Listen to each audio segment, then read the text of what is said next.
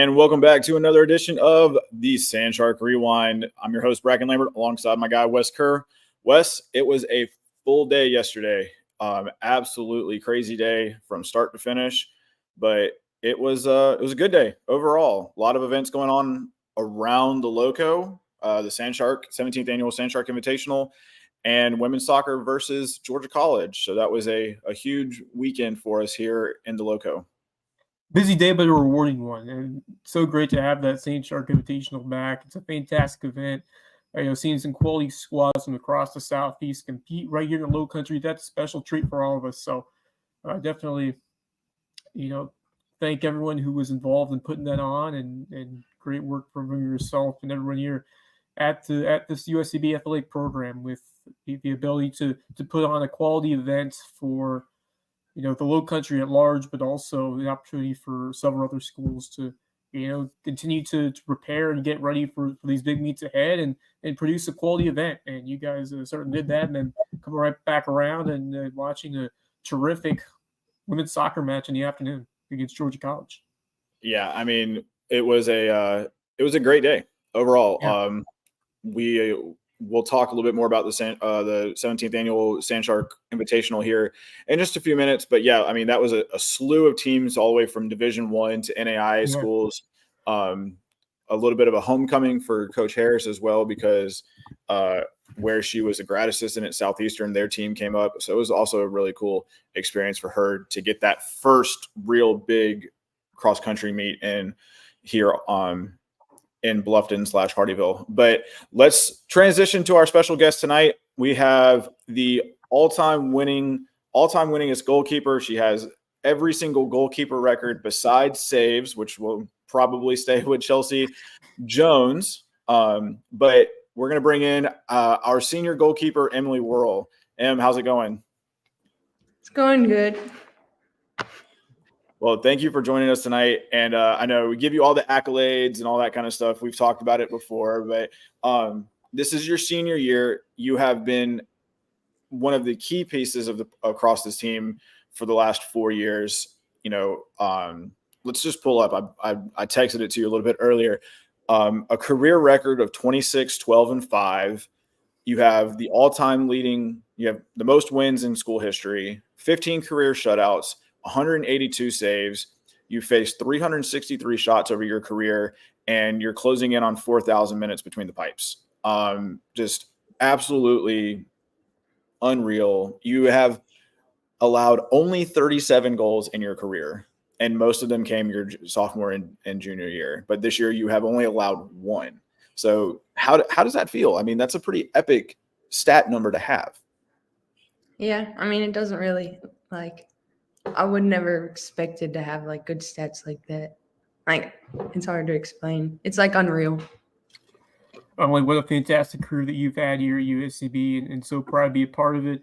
Being on the call these last few seasons to witness some of your amazing moments throughout your Sand Shark career. Not done yet, and add another shutout to the clean sheet to your total, because you made a couple of dazzling saves to preserve the points that your team acquired in a hard-fought 0-0 result against Georgia College. And, tell me about that game on Saturday. I mean, just a really defensively played match, and you guys worked hard defensively throughout those 90 minutes, and then got some opportunities late, one almost going in the 90th minute from Sidney Anderson, almost getting another dramatic victory. But just tell me about that match on Saturday and how hard this team worked, and also just how difficult and tough each match is in this league.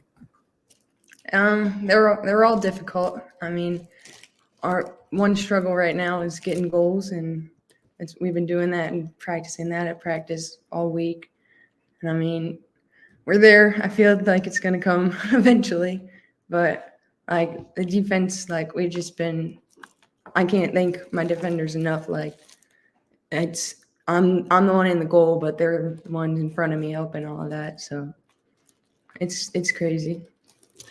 Yeah, I mean, as you mentioned, the back line, you get to play in front of a couple of your senior teammates with Aaliyah and Adriana. Both of them they've been with you for 4 years, so you've played with them. I mean, again, I kind of just looked at your numbers.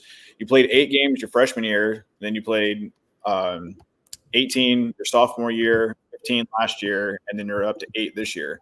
So, and you've had them behind you most of those games. So how does that feel to have that team camaraderie, that those two right there have obviously been center backs and have been a key part of the defense, as have you. So tell me a little bit about how you feel about having them, how much trust you have in them. But then also we're going to talk a little bit about the new freshies over on the ends, on the wing with Kate and Lauren. Yeah, it's great having A and Lee back there. It's like I know how they're gonna play. I know if I just look at A, I just know I can roll her the ball. If I look at Lee, I just know, like, it's like we read each other's minds. We know what we're doing back there. They trust me, I trust them. So it works. It just, everything clicks better. And then Kate and Lauren, adding those two, you lose Marcella last year, who was a very key part of the defense last year. But then you add in Kate on the right side, you add Lauren on the left. How does that, how do you feel those two have done this season, bringing them in? And, you guys have had to go through a big change with Dan taking over the program after being with Jay for the last 3 years.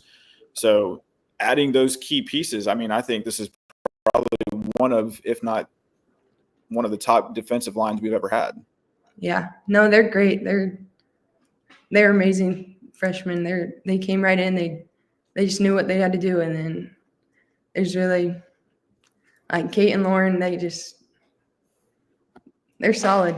That's all. That's perfect. Yeah. I mean, it's great to see these younger players step in immediately and produce, and then that veteran line, back line. Aaliyah White has been phenomenal, and then so has Adriana Martin, Molly Kerr, another really unsung hero of this team. Terrific defender. She can get aggressive at times, but definitely very skilled in the way she can make tackles and steal the ball away at opportune times. So, and then you mentioned Lauren Carmichael stepping in and being a starter in the lineup against Georgia College and performing very well. So I echo that sentiment. It's been a terrific improvement, even more so over what we have had with. It's just a great addition to what we already have as you go forward as a team. But I want to hear more about Coach Huff, and he was, I believe, a goalie coach in a way. Like he worked with you and the other goalkeepers throughout his tenure last year. And so just talk about your relationship with him and how he's helped you in terms of your game and how he's guided the team overall so far in his first season at the helm. Yeah, he's a great coach. He really is. I mean, when we found out he was going to be our head coach, we were a little, like us goalies, we were like, oh, that sucks for us because we got really close with him. Our trainings were awesome. But now he's come in, he knows what he's talking about. Like, I've said it to like teammates, like he can read the field so well, like better than you'd expect. Like, I mean, he's 2 years out of college. Like, he's a great coach for his only 2 years in. Like, can't ask for anything else. Yeah, I mean, I think it's also a sense of being comfortable. You guys, you had 3 different goalie coaches now in 3 years. Well, was Brian the goalie coach your freshman year? No, that was someone else. It's not. Okay, I've had 4.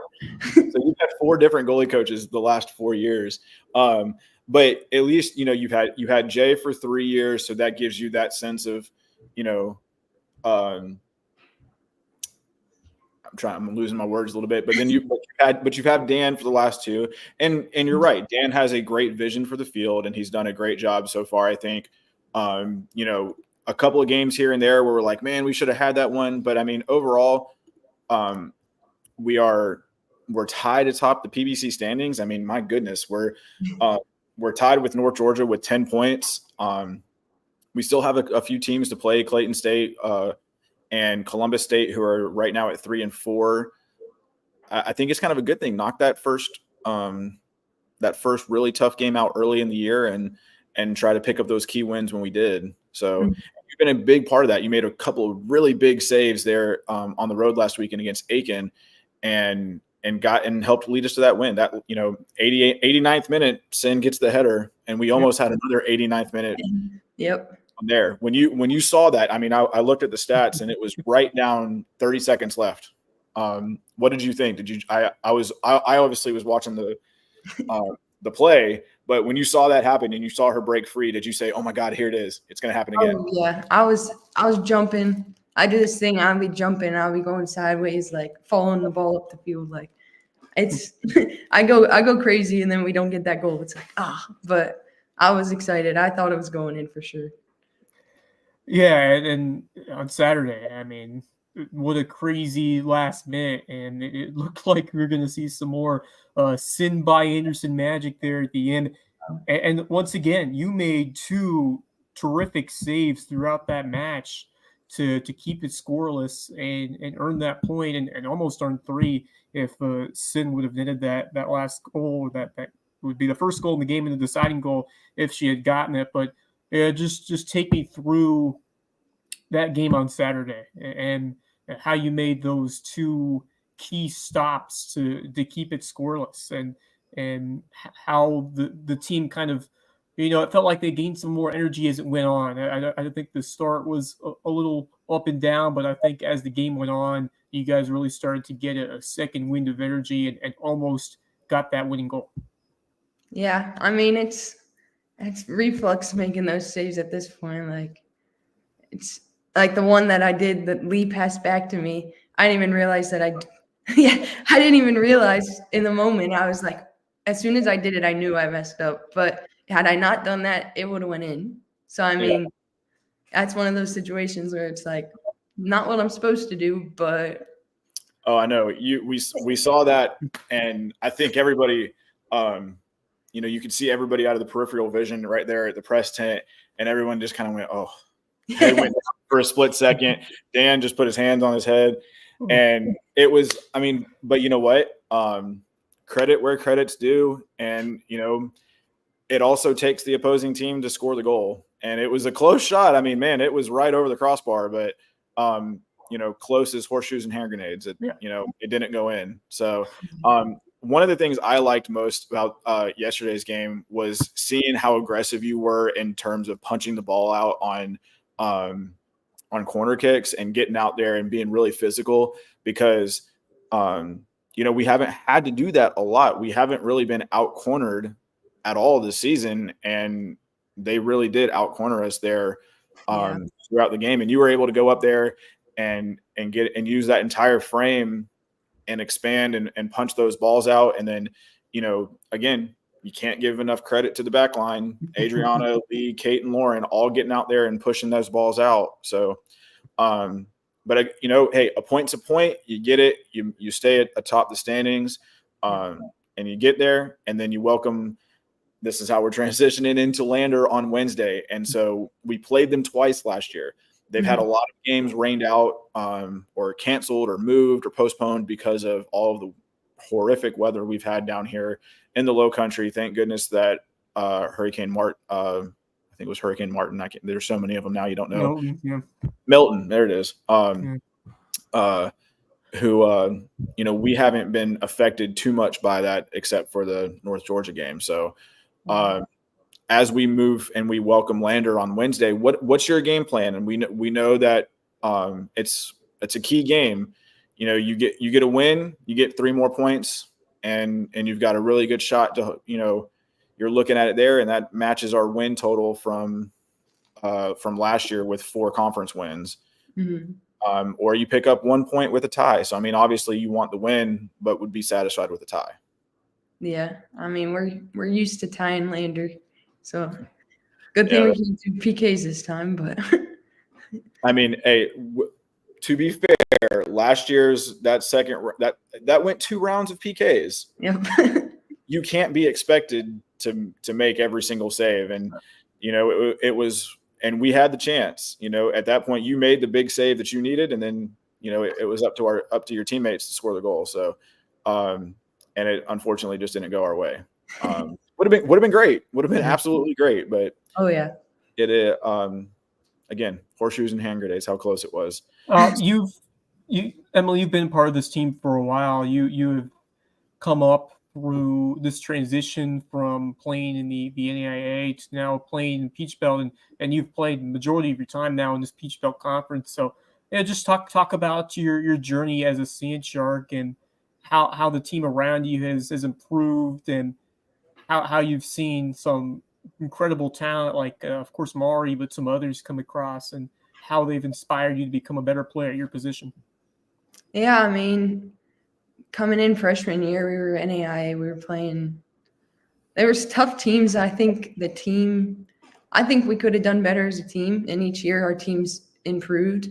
I'd say we're probably best we've been lately. Like, I mean, we are missing a key factor of Mari. Like, I was talking to Bracken the other day about it. Like these goals, but it's just been. It just gets better every year, really.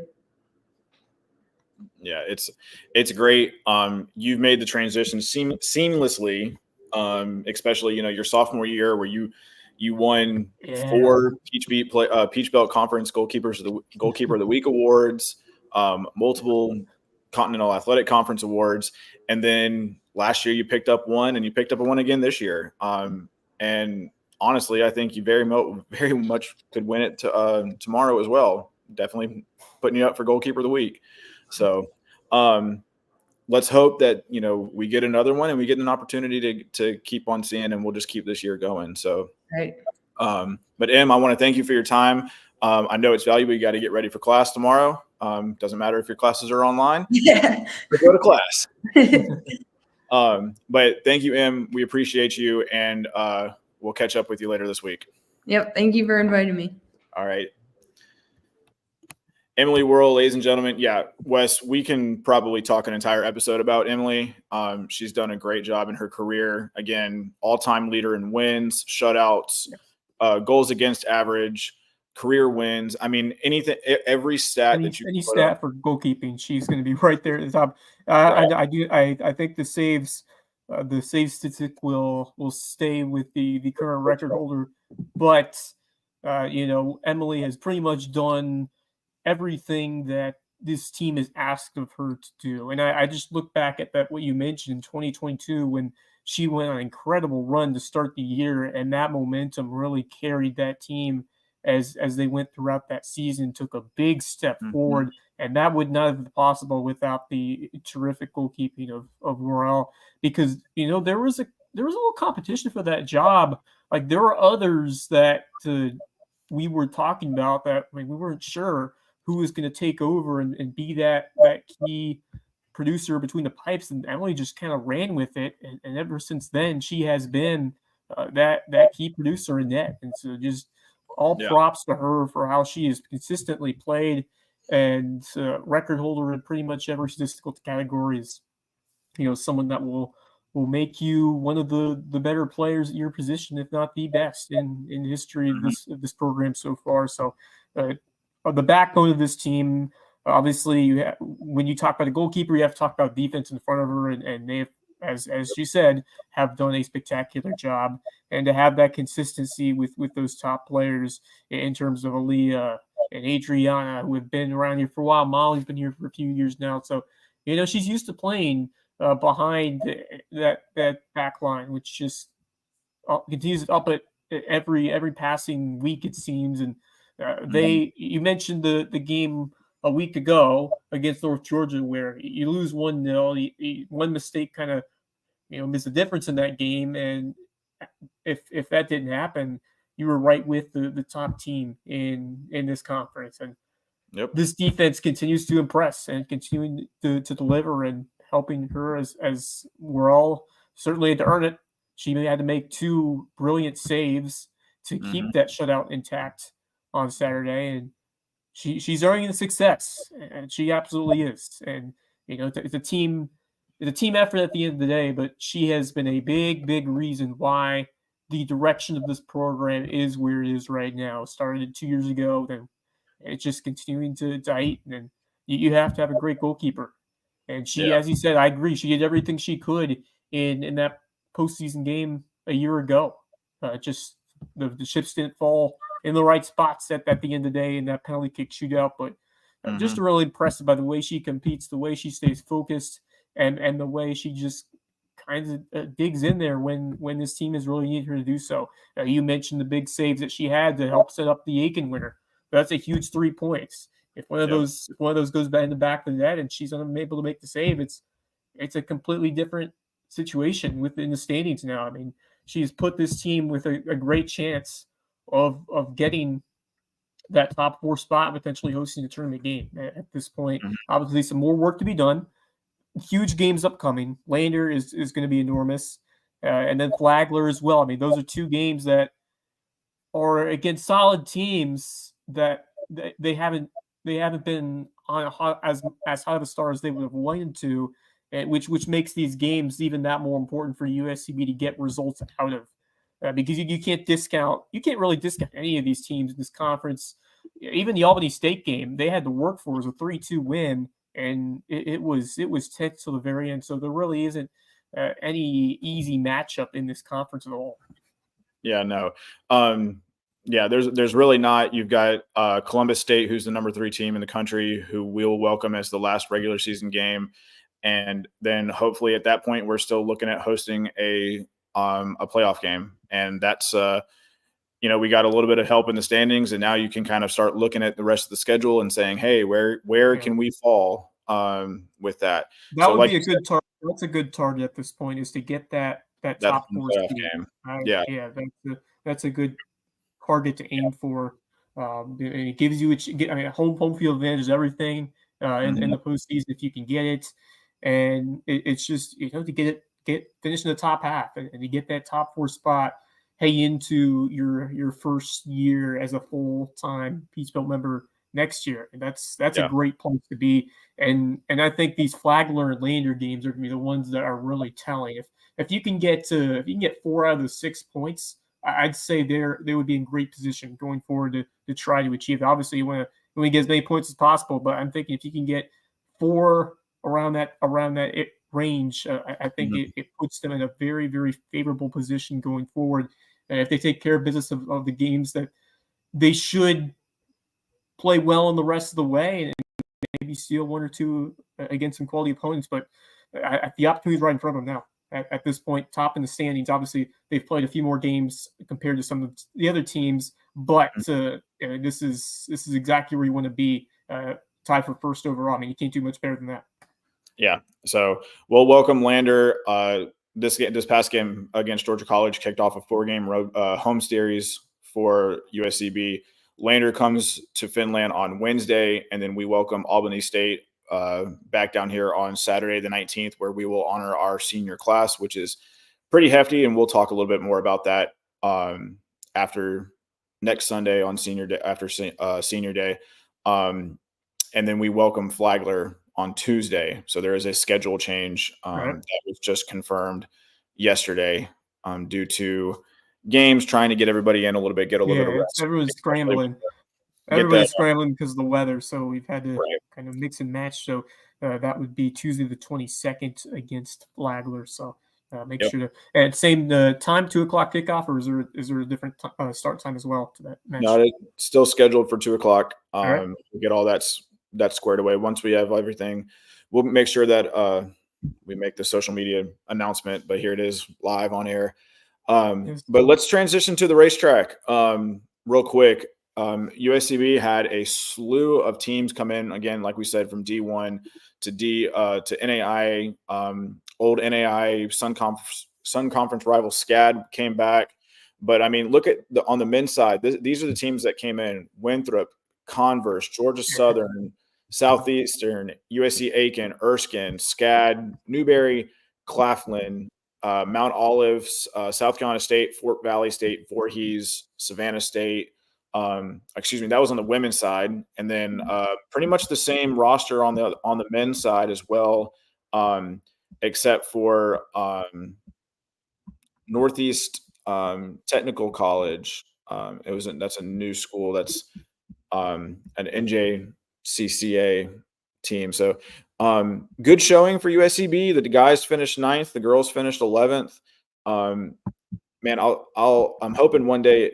I asked him before, but to get Elliot on here, he is putting together a solid freshman year. He's had set PRs in almost every single race that he's run, and then you've got your consistency with Sydney Stevenson, and then cross country. Obviously, the roster size is not as deep as the track and field side, and we'll talk more about that as indoor season gets kicked off here soon. But really, it's just we got to find the numbers and get those runners in because, Wes, I don't know if you've ever been to a cross country event, but that was my first one besides, a little dual meet here on campus. And that gets you fired up, man. Like all these chains and all the cheering. It was really cool. I was a former cross country level or runner by high school level at Hilton High, and man, the adrenaline rush before a race, nothing like it. And just being there, I've been to a few cross country meets at high school level, and at the some road races over the years, and it's exciting, especially when the stakes are heightened when you get to the end of the season. But even in some of these other meets, the energy is it's all there. It's such a fun thing to be a part of. And to have one in the Low Country to be hosted to this caliber with some quality teams, it's great to see an event like this take place.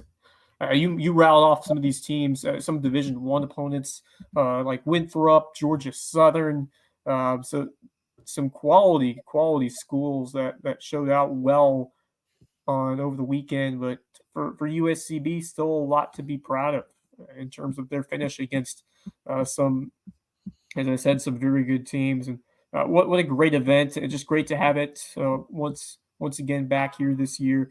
Sydney Stevenson with an excellent performance to pace the women's side. Just a fantastic event. And it means something to put on a USCB shirt or race attire, race shirt, whatever you call it, because it's jersey. Jersey. Yeah, you want to make your school look solid in an event like this, and you want to put on a good race, and these men and women certainly did that and competed hard. And you want to take some of the momentum as you get ready for the Peach Belt Championships coming up very soon for both the men and the women. So a terrific event. I want to give some shout outs to a few others. We said, I don't know if we mentioned it, but Winthrop, the women took the team title, and the individual champion Lauren Beatty from Converse with a 18:08. That is a 5K. It's a 5K time. So terrific results for her and for the Winthrop Eagles. And then the 8,000 men's Converse took the team title over Winthrop, who finished second overall, and Darren Hines from the Winthrop Eagles with a 24:57, just over a 5-minute mile. So impressive stuff. Fast. Yeah, he was flying. And same thing for the guys. USCB delivered with some runners like Jacob Mitchell, a senior, who paced them with a 5:36 pace in just under 28 minutes. Jay King, Jeremiah Grant. Grant, just a freshman, put up a solid performance. So you see some of the youth showing out in this meet, and you see some of the guys that you want to rely upon going forward into this conference championship. So all in all, a great day, fantastic morning turned to afternoon of Singing Shark Athletics, and just great to have so much action around here at home during the fall. So love to see that, and love to see the hard work of these cross country teams. I mean, this is the meat of the season, and you're getting to where you want to peak in terms of your performance, because you're getting ready for the biggest meet of the year in that Peach Belt Conference Championship, and you'd love to end the season on the right footing. So wishing them the best of luck as they really get down into it.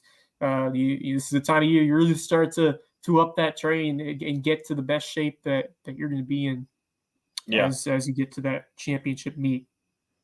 Yeah, so they're going to do a makeup race or compete in a race to prep for. They were originally going to have this next weekend off, but they are going to travel back up to Spartanburg to compete in the Upstate Classic. I believe that's what it's called. Same course they've already run before. They ran it at the eye opener earlier this year, the first meet of the season. And then following that week, they'll head to Gainesville, Georgia for the Peach Belt Conference Championship. And then so myself, Gina, will be heading over to Gainesville to make sure we're supporting our team, get out there and with some teams on the road. That's going to be a good time to do that as well. So looking forward to Coach Terica and the cross country team getting, one more meet in and before ready for conference.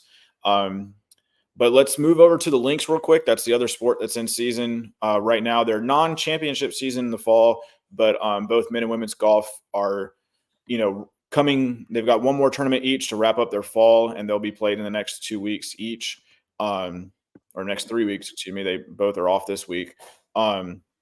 So big shout out to the guys, though. That was something Coach Corey was really, really proud about with those guys. An 8 under round 3 score in the Hurricane Invitational. A solid slew of D2 teams there. A lot of conference teams as well. So we'll see them later this year or early next year in April. And it's really going to be exciting to see how they did that. That quintet of Ellis Bright, Nikolai Holm, Eric Rengart, Aaron Williams, and Eric Nord. Right now, I would expect those 5 to remain the same. And shout out to Eric. He led the whole team with Eric Nord. Excuse me, 2 Erics on there. The 1 under tournament score. He was impressive. He was great. So good, great job, guys. I can't wait to see you guys out on the course. I got to go do some video and some pictures with them the other day out at Hilton Head Lakes. Wes, I don't know if you've ever been out there, but it's they've got a very, very tiny par 3 course. It's hilarious. They got one hole that's like 37 yards away. It's a chip shot. Nice. But it's cool. It's a cool little experience. It was able to get a lot of content out there. A different scenic background other than Oldfield. So really looking forward to those out there. And also shout out to the girls as well. That Noble. That lineup is still, they've climbed each and every tournament they've competed in right now, and it's really good to see. McLean Neal is the number 1. She's been out there doing her thing all year long. She's had one struggling round per tournament, but then she turns it around and picks it back up. Again, you look at who else is on there. Jessica Edwards, she has done a phenomenal job as well. She is, holding steady right there, just getting everything that she needs to get done. Jennifer Larson, another senior, she has been playing very consistently. She was telling me the other day, same thing. One bad round, kind of hurt her overall score, but still played a very solid final 2 rounds. And then freshman Cami Giordani, she's been playing every tournament, so she's out there doing her thing. And then we're still shuffling through that 5 spot. That 5 spot's been different every single tournament. Manon and Tatiana and Gudrun have all competed in that 5 spot, so that's really looking forward to seeing that competition because hey, that's 3 different golfers that you're keeping tabs on. So yeah, we're full-fledged into everything. Crossover season's about to happen. We're not going to talk too much about any other sport right now because it's going to be a short night. But men and women's basketball are in season now. They are full 20 hours practicing. Nice. And I'm telling you what, Wes, I can't wait to be out of the Cove. It's going to be a lot of fun. It's going to be very exciting. I can't wait to see it. So yeah, it's going to be a blast. If year 1 was exciting, just you wait for what could be in store for year 2, especially with the jump that's possible on the women's side. I just feel like that team is going to take a giant leap forward this winter, especially with who they bring back, plus Lydia getting that full first year after kind of overseeing things while she was injured, but now getting that full first year. I think she's going to be a huge on-court addition for the Saint Sharks this year, and to bring pretty much your entire core back from a team that battled hard at the end of the year to pick up some gritty victories, and now you just continue to build on that with Coach Saren Versip, who has certainly a big resume with what she has done as a coach over the years, and now getting this team for the second season. I'm very, very excited for what this women's team can produce, and then the men's squad, some new additions, but they're always such an exciting brand of basketball that they play. Such a tough conference, and there are a few wins that they were just almost were able to get. It just kind of slipped away. But I think that if a couple of those go in the other direction, especially with who they brought in, with some more help with size and some more big men coming in to produce and help in those sense of rebounding and defense, I think the possibility is right there for the men's basketball team to steal a few more victories this year and jump higher in this conference. It's definitely possible for and the energy that Coach Vidal has brought. It's so contagious, and it's so much fun being a part of that, and already counting down days until we get in the Cove to kick off year number 2. Yeah, exciting times. Girls have a full roster plus the 4 they brought in. A lot of new faces on the men's side as well, but it's going to be an exciting time. But that's going to wrap up our episode 4 of season 2 of the Sand Shark Rewind. And as always, Wes, I appreciate your time, my friend. We will be back again next Sunday out here for another episode of the Sand Shark Rewind. For Wes Kerr, I'm Bracken Lambert, and make sure you always keep those fins up. Thanks, guys.